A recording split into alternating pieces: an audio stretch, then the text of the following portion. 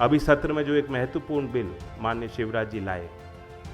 उसकी शुरुआत कहाँ से कैसे हुई, उस योजना से पहले जो योजना कार्यरत थी उसकी शुरुआत कहाँ कैसे हुई, उसके तार कैसे चौधरी चरण सिंह जी से जुड़ते हैं, उसकी बात मैं आपको बताना चाहता हूँ कि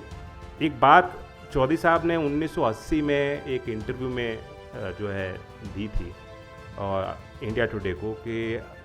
इस देश के गाँव के मजदूर को काम और सम्मान दिलाना हमारा कर्तव्य है। और उससे बहुत पीछे आप चले जाएंगे तो 1947 में चौधरी साहब ने किताब लिखी थी ऑन इंडियाज़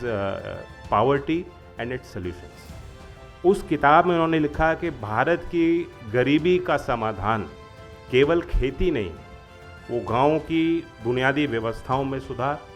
और गाँव में रोज़गार सृजन है।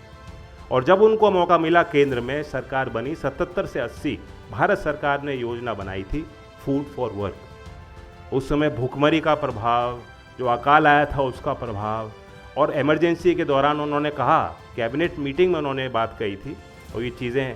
हैं क्योंकि पब्लिक डोमेन में मैं कह सकता हूँ, उन्होंने बात उठाई कि अनाज के भंडार भरे और आज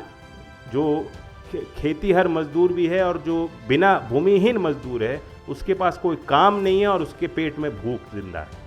तो ये एक ही चीज़ से अगर हम करते हैं, उसको उन्होंने काम के बदले अनाज की योजना शुरू की तो उसकी डिग्निटी भी होती है, उसको काम भी मिलता है, रोज़गार भी मिलता है, आजीविका मिलती है, उसके आत्मसम्मान की भावना उसके अंदर पैदा होती है। वहाँ से शुरुआत हुई। 1977 से 1980 तक स्कीम चली। उसके बाद शायद नेशनल रूरल एम्प्लॉयमेंट प्रोग्राम में वो योजना तब्दील हुई। तो एक तरह से जो आज पीडीएस की तमाम योजनाएं हैं, उसके बाद नरेगा बनी, आज जीराम जी बनी है, सारी चीज़ों की शुरुआत शायद 77 के उस प्रयास सारे जो है वो तारे वहाँ से निकल के जाती हैं और ये चौधरी चरण सिंह की सोच थी